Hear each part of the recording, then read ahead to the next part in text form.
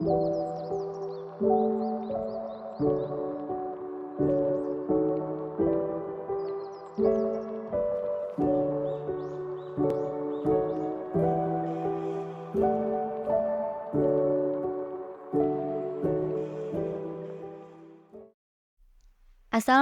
warahmatullahi wabarakatuh. Kami dari kelompok 4. Di sini kami akan memaparkan materi mengenai Kapita Selekta Hukum Pidana, di mana kami beranggotakan 7 orang, di antaranya dengan saya sendiri, Talita Putri, Asrinur Amalia, Yuli Puji Lestari, Lady Angel Sirait, Firman Jiliwu, Vigo Ade Rizky, dan Yohanes Supriyono. Di sini kami akan memaparkan materi mengenai apa itu selekta hukum, ruang lingkup selekta hukum pidana, dan perbuatan apa yang seharusnya dijadikan tindak pidana serta sanksi yang digunakan bagi pelanggar. Juga ada sumber hukum pidana serta contoh kasus Kapita Selekta Hukum Pidana. Oke guys, simak baik-baik ya. Baik, saya akan menjelaskan apa sih Kapita Selekta Hukum. Kapita Selekta merupakan istilah bahasa Indonesia yang berasal dari bahasa Latin, yaitu kapita yang berarti kepala dan selekta yang berarti terpilih atau dipilih. Jadi, secara harfiah, Kapita Selekta dapat diterjemahkan sebagai pokok-pokok yang terpilih atau hal-hal yang penting yang dipilih. Dalam konteks hukum, Kapita Selekta mengacu pada kumpulan pokok hukum atau hukum-hukum terpilih yang dianggap penting atau pokok.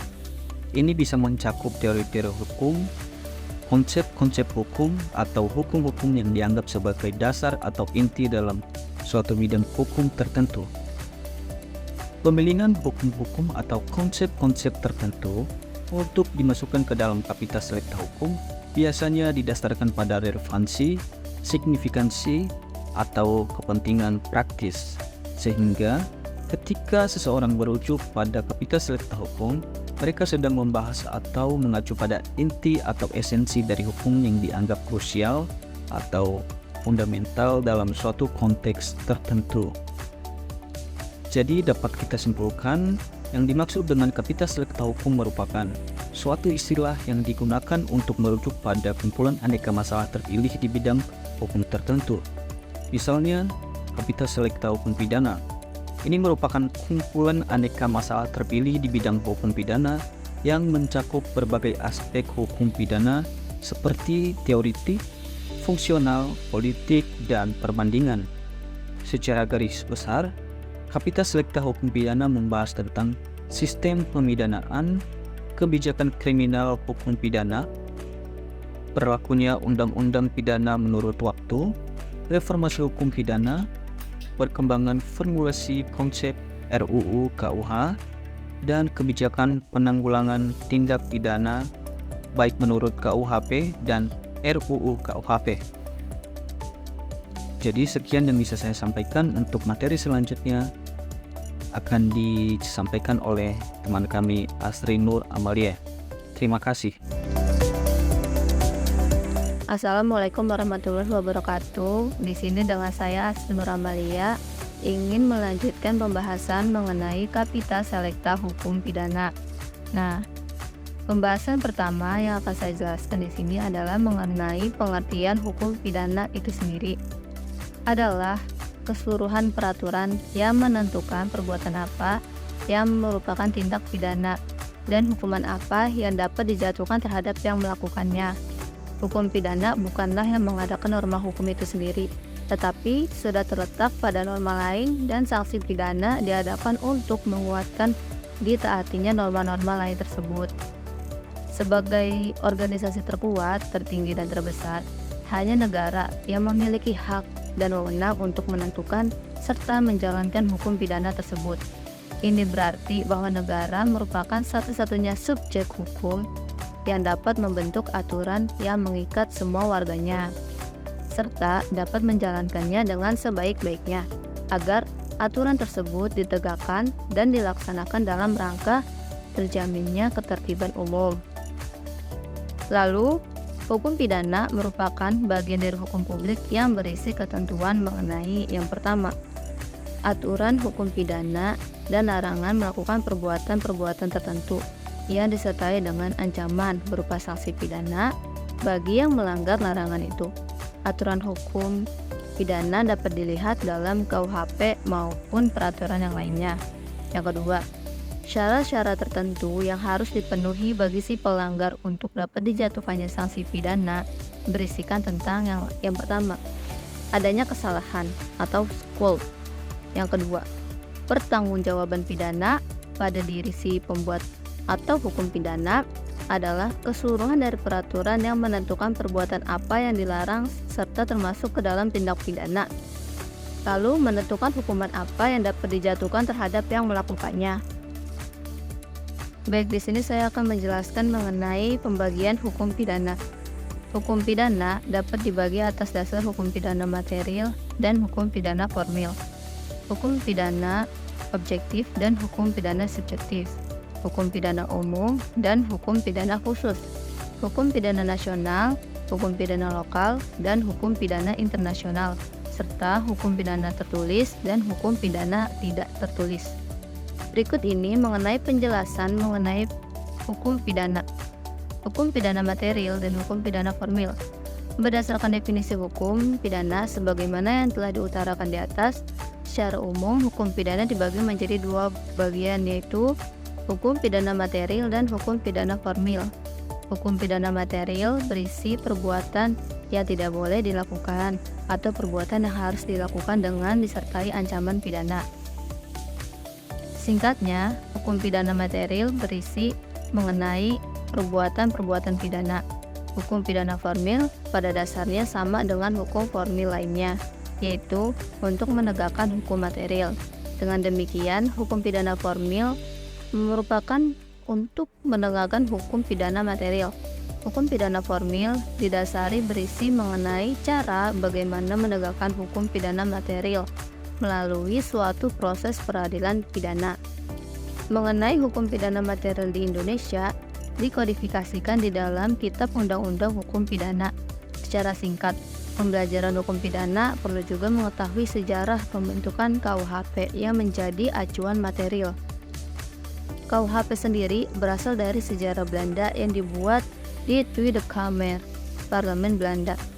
Pada sejarah tahun 1809 di bawah pemerintahan Ludwig Bonaparte, sejarah kodifikasi tahun 1809 hanya berlaku 2 tahun karena sejarah pada tahun 1811 sampai 1813 Belanda diduduki Prancis dan sejak saat itulah berlaku kode penal dengan perubahan-perubahan sampai pada tahun sejarah 1886. Berbeda dengan KUHP untuk material, Kitab Undang-Undang Hukum Acara Pidana atau KUHAP yang umum kita miliki merupakan karya agung bangsa Indonesia. KUHAP sendiri hukum pidana formil, bukanlah material atau hukum acara pidana formil yang berisi bagaimana cara untuk menegakkan hukum pidana material. Tegasnya, KUHAP sendiri berisi tata cara umum formil atau proses formil terhadap seseorang yang melanggar hukum pidana. Lalu di sini saya akan menjelaskan mengenai hukum pidana dalam arti objektif dan dalam arti subjektif. Disimpulkan bahwa hukum pidana objektif berkaitan dengan substansi hukum pidana yang berisi perbuatan yang dilarang dan formil hukum pidana sepanjang menyangkut acara pengenaan pidana tersebut. Sedangkan hukum pidana subjektif terkait hak negara untuk melaksanakan kewenangan terhadap orang yang telah melakukan suatu tindak pidana. Jadi, hukum pidana objektif yang juga disebut sebagai jus bainale sebagai perintah dan larangan pidana yang pelanggarannya terhadap larangan dan norma tersebut diancam pidana oleh badan yang berhak. Ketentuan pidana mengenai upaya-upaya yang dapat digunakan jika norma itu dilanggar yang disebut sebagai hukum penitentiair, tentang hukum dan sanksi serta aturan pidana yang menentukan kapan dan di mana berlakunya norma tersebut. Sedangkan hukum pidana yang subjektif atau jus puniendi adalah hak negara untuk menuntut pidana, hak untuk menjatuhkan pidana, dan hak untuk melaksanakan pidana. Lalu di sini saya akan menjelaskan mengenai hukum pidana umum dan hukum pidana khusus. Pembagian hukum pidana yang lain adalah hukum pidana umum dan pidana khusus. Hukum pidana umum sendiri adalah hukum yang ditujukan dan berlaku untuk semua warga negara sebagai subjek hukum tanpa membeda-bedakan kualitas pribadi subjek hukum tertentu. Materi hukum pidana umum ini bersumber pada KUHP dan formil hukum pidana umum bersumber kepada KUHAP atau KUHAP. Selain hukum pidana umum ini, ada juga disebut sebagai hukum pidana khusus. Pembagian hukum pidana khusus pun dapat didasarkan atas dasar subjek hukumnya maupun atas dasar pengaturannya. Jika dilihat berdasarkan pengaturannya, hukum pidana khusus itu adalah ketentuan hukum yang secara material menyimpang dari KUHP atau secara formil menyimpang dari KUHAP. Jika sebelumnya di Indonesia masih menggunakan KUHP produk lama yang berasal dari Belanda, sekarang Indonesia sudah memiliki produk KUHP terbaru yang baru saja disahkan di tahun 2023, yaitu Undang-Undang Nomor 1 Tahun 2023, yang dimana undang-undang tersebut merupakan hasil kodifikasi serangkaian bentuk hukum pemidanaan terhadap pelaku tindak pidana.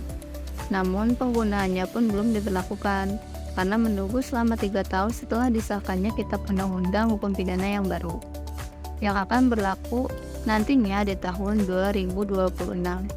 Namun sekarang ini Indonesia masih menggunakan Kitab Undang-Undang Hukum Pidana yang memiliki produk aliran Belanda.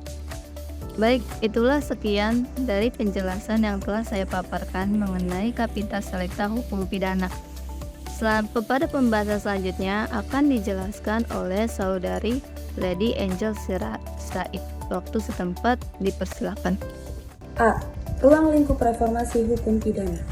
Secara harfiah, reformasi berasal dari kata lain yaitu reformer, berarti ulang, dan reformer berarti membentuk, jadi membentuk ulang.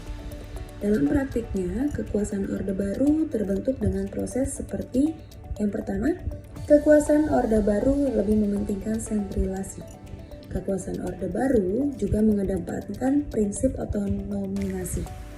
Reformasi hukum merupakan salah satu amanat penting dalam rangka pelaksanaan agenda reformasi nasional. Di dalamnya tercantum agenda penataan kembali berbagai institusi, hukum dan politik, mulai dari tingkat pusat sampai ke tingkat desa. Dalam artian untuk sampai tingkat pemerintah desa, pembaharuan berbagai perangkat peraturan, perundang-undangan mulai dari undang-undang sampai dengan ke tingkat peraturan desa, dan pembaharuan dalam sikap ke arah kondisi yang sesuai dengan tuntutan perkembangan zaman. Dengan kata lain, dalam agenda reformasi hukum, tercakup pengertian reformasi kelembagaan, reformasi undang-undang, dan reformasi budaya hukum. Ketiga reformasi hukum harus dilakukan baik dari segi struktur, substansi, maupun kultural, semuanya harus diinformasikan atau direformasi. Yang B, mengenai paradigma perkembangan kejahatan dalam suasana reformasi kejahatan. Di era tahun 1990-an, masyarakat Indonesia diwajibkan menonton secara acara G30S PKI, namun tanpa disadari, tontonan tersebut diwajibkan itu adalah suatu bentuk kejahatan. Yang dimana kalau misalnya untuk simulcrum yang paling sempurna, langsung atau tidak, masyarakat dihadapkan pada sebuah tontonan yang membuat masyarakat semakin tidak tahu bahwa itu adalah sebuah kejahatan simulacrum. Kejahatan sebagai prototipe oraktek pembenaran kejahatan negara pada masa Orde Lama, pengadilan kasus G30S PKI, yaitu adalah contoh yang tidak usah dimakan zaman. Karena memang peristiwa tersebut merupakan momentum penting dalam sejarah politik negeri ini. termasuk dalam hal perfungsian lembaga peradilan sebagai peristiwa yang berawal dari pertentangan politik yang semakin menajam di penghujung tahun 1965. Serat dipastikan kembali kalau orang yang menamakan dirinya Dewan Revolusi menuduh ada sejumlah perwira Angkatan Darat atau AD secara diam-diam membentuk sebuah dewan, yaitu Dewan Jenderal, yang bertugas menilai kebijakan-kebijakan politik Presiden Soekarno. Dan selanjutnya muncul isu yang berkembang sangat luas dan diyakini dengan revolusi bahwa Dewan Jenderal akan melakukan kudeta terhadap kepemimpinan Soekarno dengan memanfaatkan momentum Hari Angkatan Bersenjata 05 Oktober 1965. Oleh karena itu, pihak-pihak yang tergabung dalam Dewan Revolusi yang bermaksud menyelamatkan Presiden dan pemerintahannya dari rencana kudeta tersebut melakukan sebuah tindakan, yaitu tindakan preventif dengan prinsip lebih baik mendahului daripada didahului. Sedangkan di Orde Baru, masyarakat mempunyai tekad untuk mengembalikan tatanan dengan pembangunan negara Indonesia yang telah dibinasakan oleh pemberontakan PKI. Demikianlah Orde Baru yang sering menyebut dirinya dengan istilah Orde Pembangunan yang dipelopori oleh Soeharto. Ia bukan merupakan menyelesaikan tindakan pidana, ia juga bukan merupakan terpenuhinya unsur-unsur yang ada dalam setiap pasal yang dijatuhkan itu sempurna. Namun bukan dalam konteks kejahatan sempurna, ia hanya sempurna kesenian. Di sini kita mencoba untuk melepaskan diri dari keuntungan peraturan yang ada di dalam KUHP. Biarkan diri kita terbebas dari suatu KUHP demi suatu tujuan untuk menentukan arti kejahatan sempurna. 164 kejahatan pada era reformasi ini sudah melampaui arti daripada kejahatan. Kejahatan itu sendiri sudah mempunyai bentuk yang bisa dipalsukan, yang bisa dikopi berulang kali, kejahatan yang sudah bisa beredar di dunia cyber pada era reformasi. Jadi masyarakat sedang berada dalam ruang yang terbebaskan dari dogma kejahatan tradisional. Konteks kita berada di luar suatu input tertentu ya, namun lebih dekat kepada ruang sosial yang lebih besar atau dengan meminjam istilah Jurgen Habermas yaitu ruang publik 165. Selanjutnya akan dilanjutkan oleh Ibu Yuli Puji Lestari. Terima kasih. Untuk selanjutnya, saya akan memaparkan tentang Kapita Selekta Hukum Pidana itu membahas tentang apa saja. Kapita Selekta Hukum Pidana membahas tentang sistem pemidanaan, kebijakan kriminal hukum pidana, berlakunya undang-undang pidana menurut waktu, reformasi hukum pidana, perkembangan formulasi konsep RUU KUH, dan kebijakan penanggulangan tindak pidana baik menurut KUHP dan RUU KUHP.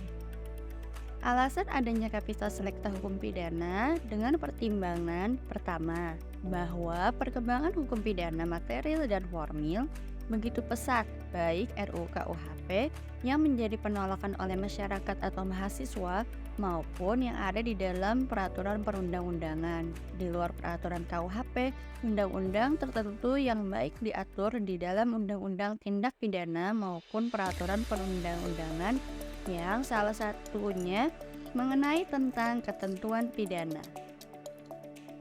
Perkembangan globalisasi, khususnya kepidanaan, contohnya tentang restoratif justice, terkait dengan kepemidanaan yang awalnya berfokus kepada pelaku tindak pidana, namun sekarang berfokus juga pada pemulihan korban. Aktualisasi pada masa sekarang bahwa hukum pidana ini harus efektif dilaksanakan, dan bagaimana aktualisasinya teori maupun nilai atau asasnya di dalam masyarakat berbangsa dan bernegara. Kebijakan hukum pidana yang pertama adalah pemaknaan biasa disebut dengan politik hukum pidana. yaitu suatu keputusan yang menggariskan cara yang paling efektif dan paling efisien untuk mencapai tujuan yang ditetapkan secara kolektif. Kebijakan politik pidana terkait pembaharuan hukum pidana yang merupakan kebijakan kriminalisasi dan deskriminalisasi. Korelasinya yaitu hukum pidana merupakan salah satu sarana yang digunakan untuk menanggulangi kejahatan. Untuk menanggulangi kejahatan, perbuatan tidak menyenangkan atau perbuatan yang negatif, maka dapat digunakan hukum pidana untuk mencegahnya.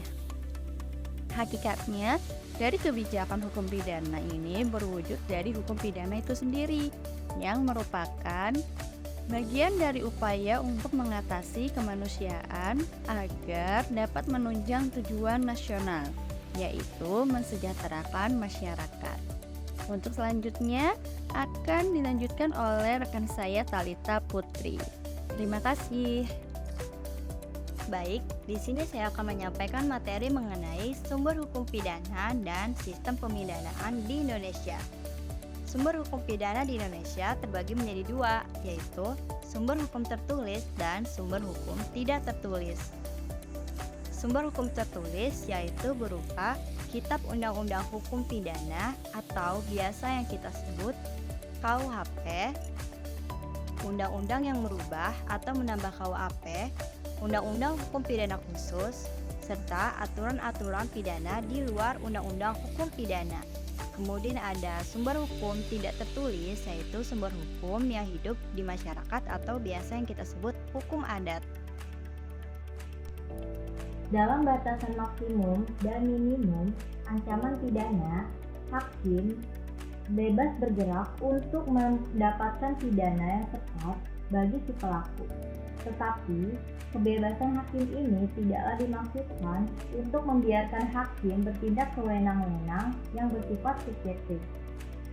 Tujuan diadakannya batas minimum dan maksimum ancaman pidana adalah untuk memberikan kemungkinan pada hakim dalam memperhitungkan bagaimana latar belakang dari kejadian, yaitu dengan berat ringannya delik dan cara delik dilakukan. Kemudian dari pribadi si pelaku, umurnya, keadaan-keadaan, serta suasana waktu perbuatan pidana itu dilakukan. Juga tingkat intelektual atau kecerdasan si pelaku. Selanjutnya ada teori pemidanaan. Dalam teori pemidanaan itu berdasarkan teori absolut atau teori pembalasan. Menurut teori ini, pidana dijatuhkan semata-mata karena orang telah melakukan suatu kejahatan atau tindak pidana. Pidana dalam hal ini merupakan akibat mutlak yang harus ada sebagai suatu pembalasan kepada orang yang melakukan kejahatan. Jadi, dasar pembenaran dari pidana terletak pada adanya atau terjadinya kejahatan itu sendiri. Baik, selanjutnya akan disampaikan oleh rekan saya yaitu Vigo Aderizky. Baik rekan-rekan semua, terima kasih atas kesempatannya sehingga saya di sini bisa menyampaikan materi yang selanjutnya. Oke, saya di sini ingin menyampaikan materi terkait pembaruan Kitab Undang-Undang Hukum Pidana.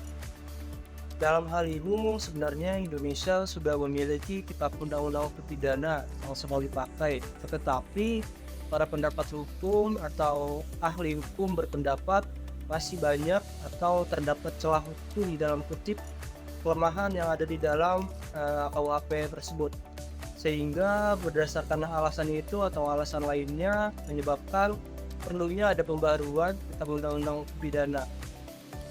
Dalam hal ini sebenarnya sudah sejak lama Indonesia atau Republik Indonesia menginginkan pembaruan Kitab Undang-Undang Hukum Pidana tersebut, yang terlebih lagi Kitab Undang-Undang ini sudah sangat klasik. Ya, pembaruan tersebut tercetus atau dimulai dengan terbentuknya Lembaga Pembinaan Hukum Nasional atau disingkat dengan LPHN. Para pendapat hukum berpendapat bahwa alasan penting KUHP diperbarui karena adanya alasan adaptif, dan ini bahwa KUHP nasional di masa yang akan datang harus dapat menyesuaikan diri dengan perkembangan-perkembangan baru, khususnya perkembangan internasional yang sudah disepakati oleh masyarakat yang beradab. Pembaruan KUHP yang mengkaji komparatif mendasari kajian yang pada konseptual lebih luas. Dalam hal ini, salah satu kajian yang cukup mendapat perhatian adalah kajian terhadap keluarga hukum yang lebih dekat dengan karakteristik masyarakat dan sumber hukum bangsa Indonesia. Karakteristik masyarakat dan sumber hukum bangsa Indonesia adalah lebih bersifat modualistik serta pluralistik. Sumber hukum nasional diharap lebih berorientasi pada nilai-nilai yang di dalam masyarakat, yaitu berdasarkan nilai-nilai hukum adat dan agama. Dalam hal ini, saya menyoroti atau ingin menyampaikan 3 aspek pembaruan hukum yang terdapat dalam pembaruan kitab undang-undang hukum pidana. Yang pertama ada di dalam sistematika KUHP yang baru, yaitu usulan rancangan KUHP baru tahun 1991 atau yang sebelumnya sekarang itu sama seperti konsep-konsep sebelumnya yang hanya terdiri dari buku 1 yaitu memuat ketentuan sebelumnya atau buku umum, dan buku 2 membuat rumusan tindak pidana dengan tidak lagi membedakan antara kejahatan dan pelanggaran. Yang kedua itu keseimbangan asas legalitas. KUHP yang direncanakan bertolak pada pokok pemikiran keseimbangan modualistis, dalam arti memperhatikan keseimbangan dua kepentingan antara kepentingan masyarakat dan kepentingan individu. Pandangan modualistis ini yang biasanya dikenal dengan istilah hukum pidana yang memperhatikan segi-segi objektif dari perbuatan dan segi-segi subjektif dari pembuat. Konsep tetap mempertahankan 2 asas yang sangat fundamental dalam hukum pidana, yaitu asas legalitas dan asas kesalahan, culpabilitas. Kedua asas inilah yang masing-masing dapat disebut sebagai asas masyarakat. Dan yang ketiga yaitu yang terakhir, asas legalitas formal dan material.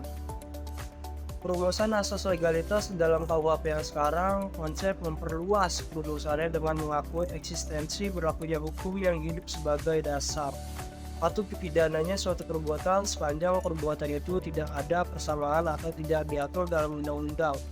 Lalu pemikiran yang demikian dilanjutkan oleh pembuatan konsep yang menegaskan dialutnya pandangan sifat melawan hukum yang real. Konsep berpendirian bahwa sifat melawan hukum merupakan unsur mutlak dari tindak pidana. Artinya, walaupun dalam perumusan delik tidak dirumuskan secara tegas adanya unsur melawan hukum, namun suatu perbuatan telah dirumuskan sebagai tindak pidana dalam undang-undang harus dianggap bersifat melawan hukum. Baik, sekian yang bisa saya sampaikan. Terima kasih atas kesempatannya. Wassalamualaikum warahmatullahi wabarakatuh. Baik, dalam kesempatan ini saya akan menjelaskan contoh kasus di dalam Kapita Selekta Hukum Pidana. Contoh kasusnya adalah kebijakan kriminalisasi santet atau sihir di dalam KUHP yang baru.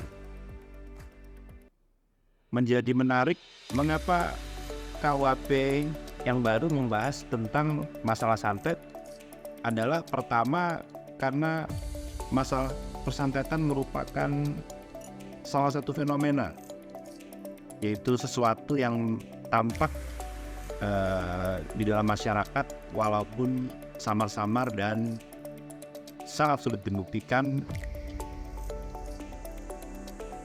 dan sekaligus menjadi problema sosial yang ada di dalam masyarakat karena menjadi sesuatu problem dan masalah di mana seseorang bisa menuduh orang lain melakukan santet terhadap dirinya atau keluarganya tanpa bisa membuktikan atau mendalilkan permasalahan tersebut. Kemudian mengapa kebijakan kimu santet atau sihir ini diangkat dalam KUHP yang baru adalah menjadi sebagai sebuah bentuk respon terhadap fenomena tersebut, terhadap realita tersebut, dan problema yang terjadi di dalam masyarakat sosial. KUHP ini berusaha untuk mengatur atau mengakomodasikan dalam ketentuan KUHP. Terlebih dalam KUHP yang berlaku saat ini, ada juga perbuatan-perbuatan yang berhubungan dengan hal gaib yang dijadikan tindak pidana. Di mana dalam KUHP yang berlaku saat ini, delik umum tentang penawaran bantuan untuk melakukan perbuatan santet termuat dalam pasal 162. Mengingat kondisi kas masyarakat Indonesia, ada bentuk penawaran bantuan untuk melakukan tindak pidana melalui jasa atau sarana ilmu gaib. Contohnya kalau kita lihat mungkin ada beberapa iklan yang menawarkan jasa santet tersebut dalam media massa atau melalui media-media sosial seperti Facebook dan lainnya. Maka KUHP yang baru memperluas atau memberi sifat yang khusus terhadap pasal 162 dengan membuat ketentuan-ketentuan khusus,